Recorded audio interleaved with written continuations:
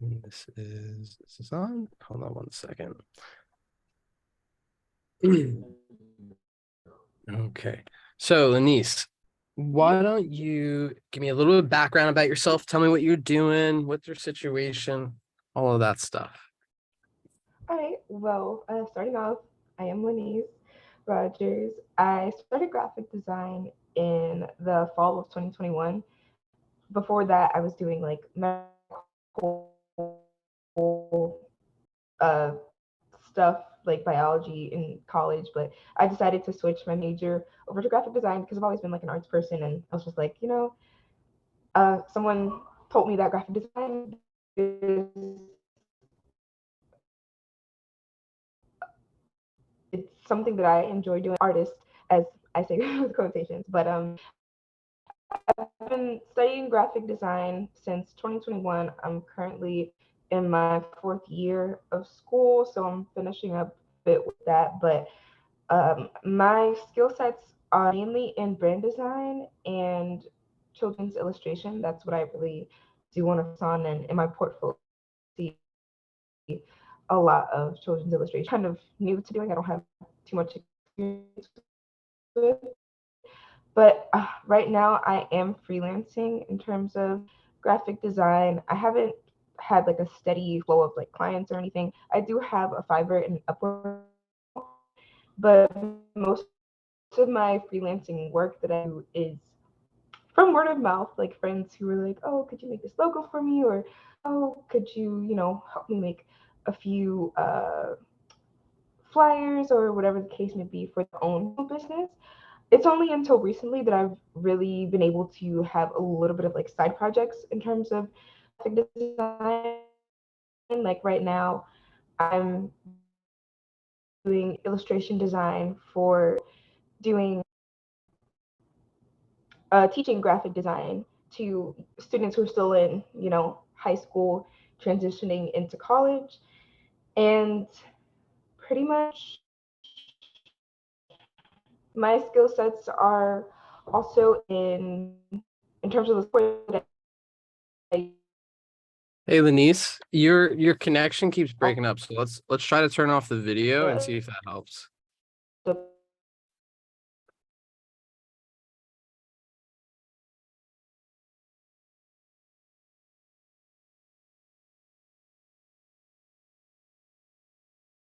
I lost you.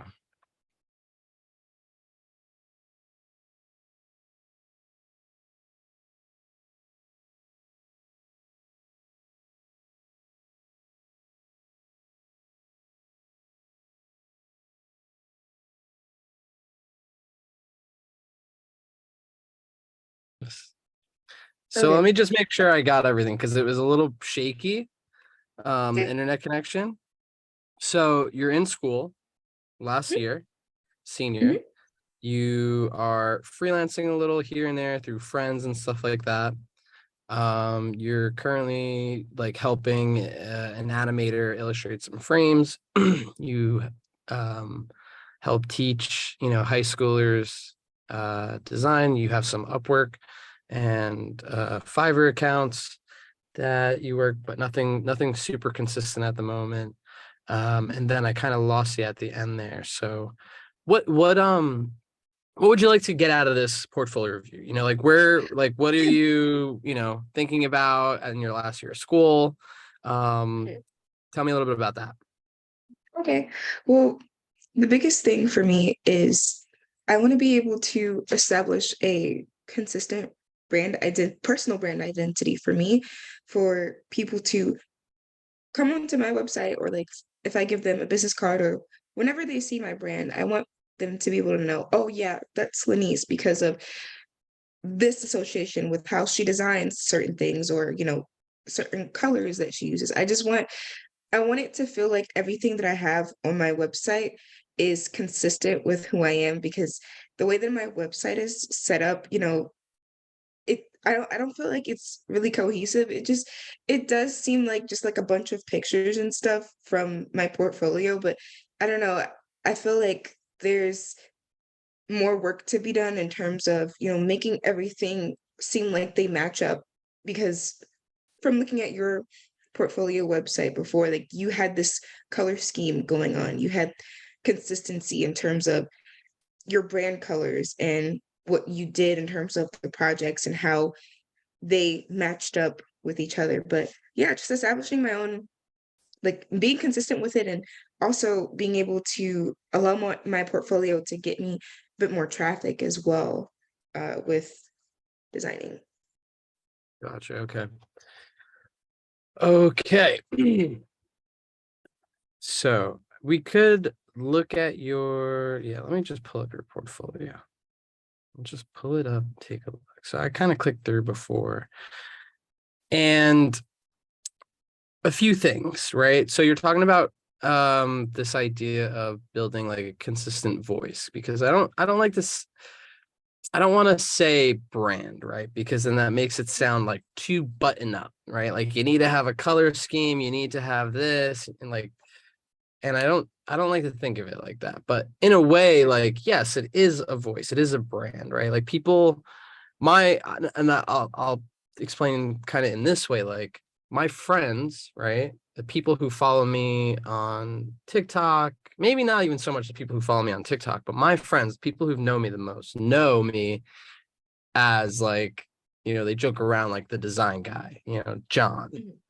And they know that that's what I do. They know I do graphic design. They know I talk about it. And that isn't really necessarily through, a certain color scheme or a certain typeface or, things like that on my website. And to be quite honest, something like my website doesn't necessarily, like my personal portfolio website doesn't necessarily get a lot of traffic. And that's a few things because like I'm not necessarily using it right now. It's not my focus. But even before, there was not necessarily like a ton of traffic going through there. But where I was getting a lot of clients is through like my personal network and sharing, sharing stuff online, whether that be on LinkedIn or social media or something like that. And I think like that's really, I think that's something that people don't want to acknowledge necessarily, or like they think that it's all just, social media, all just portfolio website and stuff like that. And so I kind of explain, I mentioned this because I want you to kind of think about that, right? Like, yeah, it's nice to have a really nice portfolio website, and you will most likely need to utilize it as a tool as you graduate. That will be important for you, right? And so I actually think like, kind of simplifying that might be helpful, simplifying how, like what tool you use for your portfolio website, simplifying, some of the layout and stuff like that. Getting really clear on how you want to present these projects would be really helpful.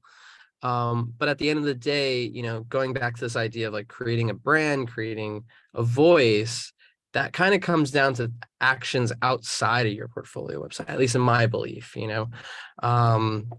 so making sure that you're sharing stuff about design, whether it's just like something you found interesting, a new typeface, a new project that you're working on, that stuff starts to, as you start to push more of that stuff out, people start to recognize and understand, oh, this is what Lenice is talking about. She must be interested in it. I want to know more,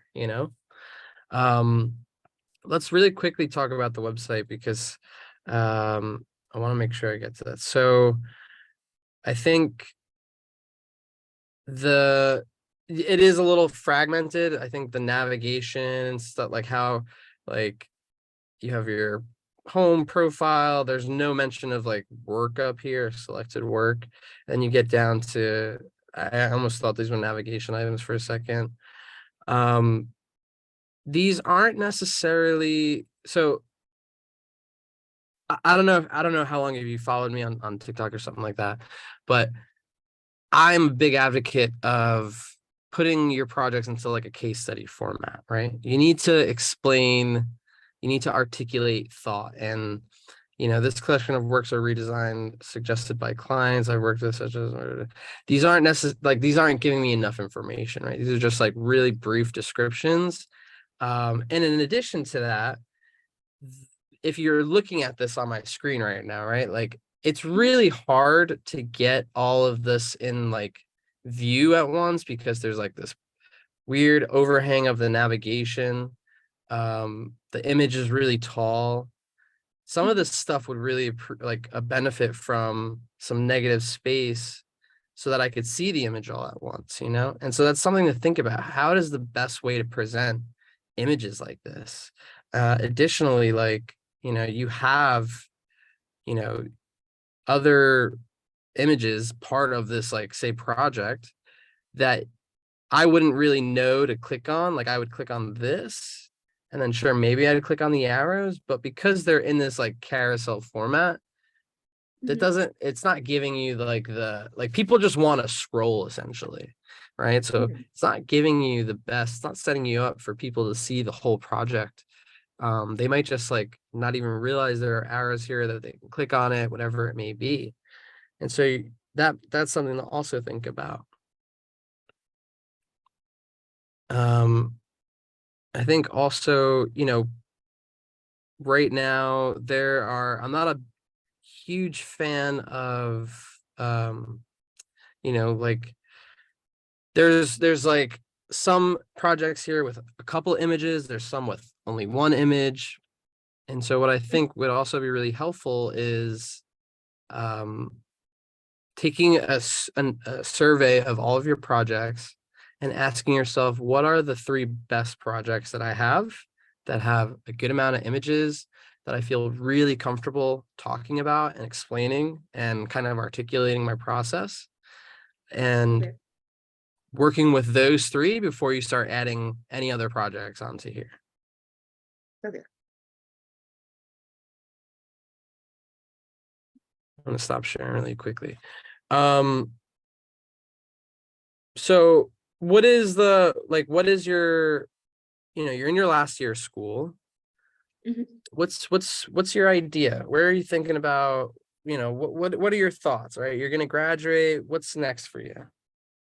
Well, so right now I'm actually in community college, and my next steps are going to university because I live in Maryland. So I'm going to the University of Maryland College, and they have a graphic design program there, but it's very selective due to the fact that there's not really a lot of people managing it and running it. So, you know, just making sure that I come in ready and prepared for that is my biggest concern. I always get nervous when it comes to portfolio projects because I guess, I don't know, I kind of have like imposter syndrome or feel like, oh, I haven't been doing this long enough.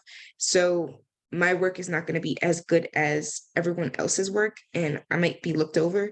And so, you know, just making sure that my portfolio is good for that and also applying for design jobs, even if it's entry level, while I have my associates and then getting on to earning my bachelor's degree. So Have you thought about applying to, you know, why this specific university? Have you thought about applying to any other? Because I mean, listen, I've been there. I did my associates. I was shit at testing. I was a terrible, you know, tester and stuff like that. I did 2 years at community and then I applied to a university. So I get it. Have you thought about applying to any other schools? no, because of like, well, I did apply to one school that's like really great in America. It's like the top 10 art and design schools in the What country. school? It's VCU, VCU. Virginia Okay. Commonwealth University. Mm-hmm. And I did Gotcha. not get accepted into their program. It's very rigorous too. Mm-hmm. So it's like I basically took a chance on myself, but I used this portfolio that I have that you've reviewed to send to them for for my application process. But Mm-hmm. but it's kind of weird because they make you put into just the photos themselves, like no description, just the photos themselves in there. So, but yeah. Gotcha. So I would, so you're going to university. I think that's great. Um, I would push you to apply to a school like RISD, like Rhode Island School of Design. But that one is like a low acceptance rate. Like they're Still, really I mean, low. applications, I don't want to say applications are free because I don't know how much they cost. I think they're like, there's like a fee, usually like a couple, 10, 20, 30 bucks or something like that, whatever. I would push you to apply to a school like RISD. I'd push you to apply to now, granted, I don't know the situation fully. Are you applying in state? Obviously, because in state is that there's that like, yeah, okay. The money thing, So yeah. Mhm. yeah, listen, it was the same thing for me. I went to Rutgers. I was a New Jersey kid. In state was cheapest. But you know what? It doesn't hurt. It doesn't hurt to apply and see. Listen, granted, you got to take on loans. I took on loans. I paid my loans off. Like everyone does it. But if you apply to RISD, and I would even suggest like applying to, I mean, I went to school at Rutgers and I love the design program there. The teachers are great. I'd even apply to that program as well. You never know what happens. And I think like those are programs that I think are really good and I think can really be helpful because you'll also be near, well, at least at Rutgers, you'll be at, near the city.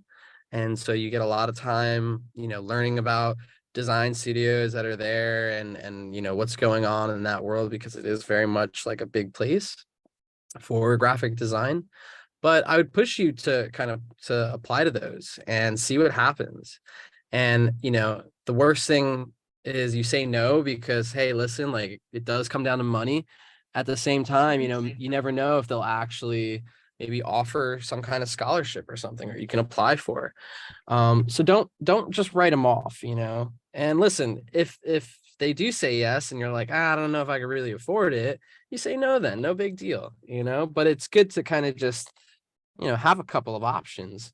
Um, with that said, I would think about like, again, going back to that idea of like taking a survey of all your work, because I think it's really important to show like right now the way you have your work is just like very surface level. I see Mhm. like one or two images. I'm not really getting a story or any background on like what the project was, why you did it, what the project's about, maybe what you're thinking and why you went this way or chose that direction, things like that. And I think that's really important. So I think that's something, if you have time, would definitely recommend going back and trying to like articulate and write these things out of why you made these decisions and why you did this and why you did that. Okay. Is there any other questions that you wanted to kind of go over, together? Um, well, it's more of like a design thing, like just a critique of like any adjustments to my current projects that you have seen, like anything that can be improved in terms of the designs themselves. Again, I'm new to graphic design and I want to get better. So So what do you like to, I would say like, you're learning about graphic design, you're learning about illustration. What what do you like? What do you like? Let's start there. like like in terms of like software or like graphic design or What do you like to make? um I really like drawing people, like Mhm. drawing characters. I really like that. I haven't done it, but if I got the chance to, I would make, I would see on the internet people make custom Coraline dolls. I think those are really cool, like when they make them out of clay or whatever material that they use. Like I think that's really awesome. Just making characters is a really big thing for me. And also packaging. Like, I don't know, for me, when I was younger, if a package looked really nice, I would hold on to it well after the package or like the item itself was gone. I would continue to hold on to that. So, I like things that look nice. I really like things that look nice. So, Okay. Yeah. I mean, when I'm back home, I go vintage shopping, and if I find like packaging that I think is like, aligns to like my taste of graphic design, I buy it and I put it on my shelf and I keep it. So I get that. Um, so with that said, what I would recommend is, one, practice. Get your practice in, get your runs in. This is like a muscle. This is something that you're learning, and you have to get your laps in, right? You don't just run a mile under 4 minutes the first time. You practice to get it. And the same thing with graphic design. As much work as you're going to put in, you're going to get out. And so the more you're practicing, the more, and in this time of practicing, what I would say is you should be looking at other instances, or other designers or animators or illustrators that are doing characters. You should look at other designers that are doing packaging specifically, and try to replicate that. There's nothing wrong with being young and trying to copy a style, to look at, to understand like how it's done, whether you like it or not, or whether you like that specific style or medium that they use, whatever it may be. For example, when I was in school, I was kind of in between this moment of like wanting to do more illustrative work and wanting to do more graphic design work, and how do I combine those two? And there was this really famous, still very famous studio called DKNG, and they're really great design and illustration studio. They've done a lot of like music posters, and they've worked their illustrations into doing a lot of like printed work. They do some brand identity here and there, but it's very cool in that sense. And at the time, their illustration style was, I was like obsessed with it. And so one day I just decided I was going to do a poster in their style. And it wasn't fully in their style. I tried to copy their textures and how they, their shapes and things like that. And I did it. I presented it to my professors and stuff like that. Mm-hmm. And by the end of it, I realized like, okay, I don't want to do this. This is not my thing. It was fun, and yeah, I can kind of do it, but it's not like the thing that I love doing. I don't love spending all this time on this one piece of the project or whatever it may be. But it was good to try that. It was good to go through that exercise and see. And I would recommend you do the same as well. Find those people whose work you really admire, and really start to understand and try to replicate some of the things that they're doing. Obviously, that comes with, don't be copying exactly what they do, and try to, mm-hmm. There's that book by Austin Kleon that says like, good artists, great, I don't know if it's like good artists steal, or good artists copy, great artists steal. And then it explains like what that really means, of like, sure, you look at an idea, you understand it, you analyze it, and then you take it and make it your own, right? And that is the part that a lot of people, I think, like kind of miss out, is understanding what you like about it, and then taking those best bits, and then adding to it. That's kind of the point. So I definitely recommend that. And again, just also, while you're in this learning stage, continue to look at design, illustration, packaging. You need to be surrounding yourself in a sense, because when you're not practicing, if you're not thinking about it, if you're not looking at it, you're not getting better either, because it's not just about making, it's about analyzing and asking yourself questions, and questioning the things that you're looking at. Why do I like this? Oh, well, I like it because of the color scheme, or I like it because the packaging is a different shape. These are all things that I think aren't mentioned or don't get talked about a lot, right? All you see on social media is stuff like that, is just tutorials, right? Like, hey, here's this new tutorial. But I think part of being a graphic designer, part of being a great graphic designer or illustrator or whoever, is surrounding yourself in that world and constantly looking for opportunities to ask questions about the things that you're either looking at or you're working on. Okay. Thank you so much. I really do appreciate this, because I've been in a little bit of a design rut recently. So this is very, very helpful. And I was honestly looking forward to this video, to this meeting, because I'm still pretty new to like viewing your work on TikTok and everything. And I was just like, oh wow. Okay, I wanna know more. And I do follow a lot of YouTubers and listen to a lot of YouTubers who are into brand design and who are into illustration.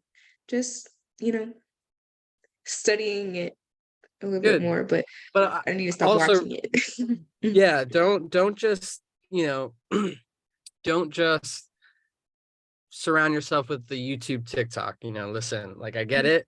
It's easy, it's there, you know, we're in a way we're a resource. But like even in the last couple of days, I recommended to a few designers, you need to go back and understand, like look at the ones that aren't on, you know, like Yeah. you're in the biggest thing for you right now is to be learning and surrounding yourself in the world that you want to be in, right?